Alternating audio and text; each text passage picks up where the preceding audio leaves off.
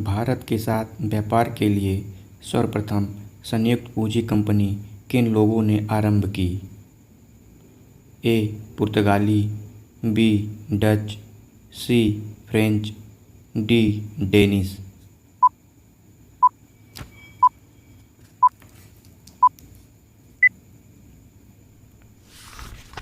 इस प्रश्न का सही उत्तर है बी. डच।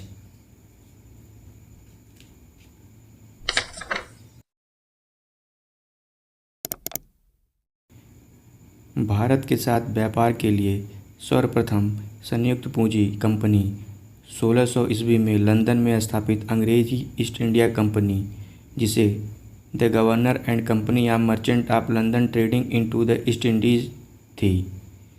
इसके बाद 1602 ईस्वी में डच संसद द्वारा पारित प्रस्ताव से एक संयुक्त डच ईस्ट इंडिया कंपनी की स्थापना हुई।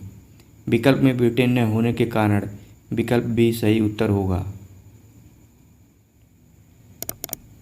निम्नलिखित कथनों में से कौन सा एक सही है? ए. आधुनिक कोची भारत की स्वतंत्रता तक डच उपनिवेश था। बी. डचों ने पुर्तगालियों को पराजित किया और आधुनिक कोची में उन्होंने फोर्ट विलियम का निर्माण किया। सी. आधुनिक कोची पहले डच उपनिवेश था जिस पर बाद में पुर्तगालियों का अधिकार हो गया। डी. आधुनिक कोची कभी भी ब्रिटिश उपनिवेश का भाग नहीं था।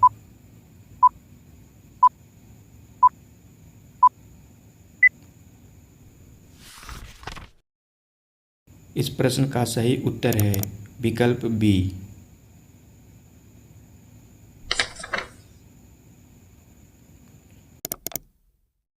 डचों ने पुर्तगालियों को पराजित कर आधुनिक कोची, जिसका पूर्व नाम कोचीन था, में फोर्ट विलियम का निर्माण कराया था।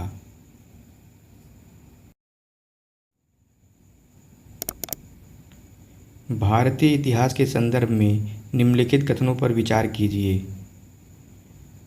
कथन 1 है, डच लोगों ने पूर्वी तटीय क्षेत्रों में गजपत शासकों को द्वारा प्रदान की गई जमीनों पर अपनी फैक्ट्रियां स्थापित किए। कथन 2 है, अफोंसो डी अल्बुकर्क ने बीजापुर सल्तनत से गोवा को छीन लिया था। कथन 3, अंग्रेजी ईस्ट इंडिया कंपनी ने मद्रास में विजयनगर साम्राज्य के एक प्रतिनिधि से पट्टे पर ली गई जमीन के एक प्लाट पर फैक्ट्री स्थापित की थी।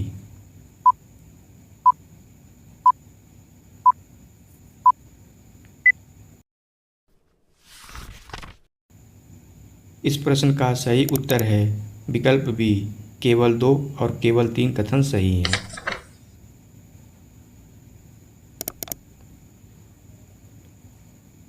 डचों ने पूर्वी तट पर पहले कोचीन को पुर्तगालियों से छीना और बाद में आंध्र और उड़ीसा के तट पर अपनी फैक्ट्री स्थापित की, जो 17वीं शताब्दी की बात है, जबकि गजपत शासकों का शासन 16वीं शताब्दी में ही समाप्त हो गया था।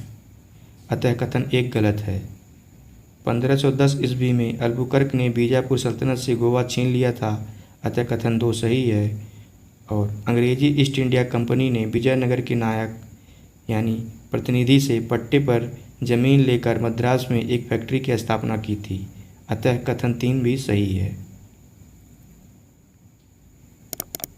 भारत में ईस्ट इंडिया कंपनी की सफलता का राज क्या था?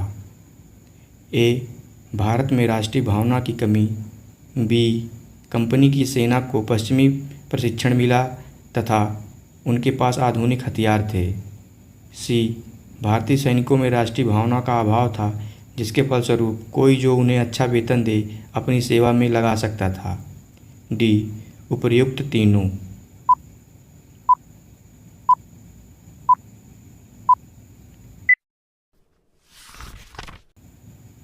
इस प्रश्न का सही उत्तर है डी. उपर्युक्त तीनों कथन सही हैं।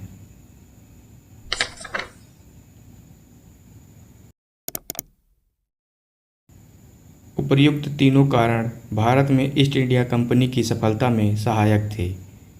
ज्ञातव्य है कि इंग्लैंड में एक मर्चेंट एडवेंचर्स नामक दल ने अंग्रेजी ईस्ट इंडिया कंपनी अथवा the governor and company of merchant of London trading into the East Indies की स्थापना की। निम्नलिखित ब्रिटिश कंपनियों में से किसे भारत में व्यापार करने का पहला अधिकार पत्र प्राप्त हुआ था? A. Levant company, B. East India company, C. The English company trading into East Indies, D. Ostend company.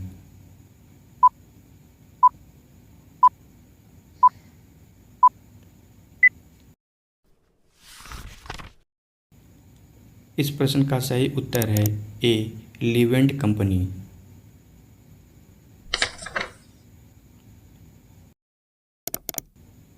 लीवेंट company को 1592 ईस्वी में स्थल मार्ग से भारत में व्यापार करने का अधिकार पत्र प्राप्त हुआ था।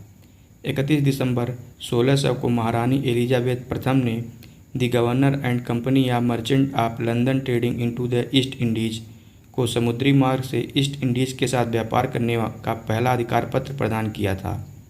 1698 ईस्वी में ब्रिटिश पार्लियामेंट के जनरल सोसाइटी एक्ट के तहत न्यू कंपनी अर्थात English company trading in the east का गठन किया गया तथा 1702 ईस्वी में ब्रिटिश क्राउन और संसद द्वारा दोनों कंपनियों के विलय की प्रक्रिया प्रारंभ की गई, जिसके तहत 1708 ईस्वी में दोनों कंपनियों को मिलाकर नया नाम यूनाइटेड कंपनी या merchant of England trading to the East Indies कर दिया गया।